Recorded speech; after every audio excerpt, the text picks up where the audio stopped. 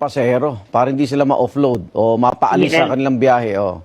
Normally po, ang hinahanap po ng ating immigration officers ay yung passport, yung round-trip ticket, and yung visa po sa bansa pong pupuntahan if visa required.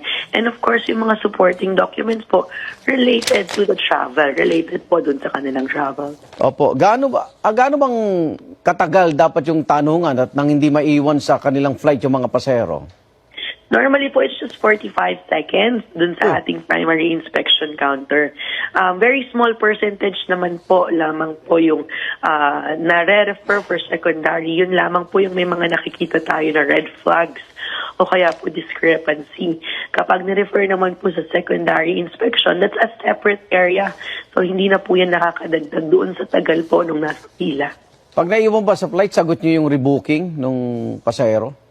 While we do not have a hand po on damages, kagaya po ng rebooking, sa amin po, what we can do is initiate disciplinary action. Kung halimbawa po makita natin na yung immigration officer has really been remiss of his duty, meron pong pagkukulang yung immigration officer at makita po iyon, we can initiate po disciplinary action. Pwede po siyang makasuhan administratively, and we forward this po to the Department of Justice for the resolution.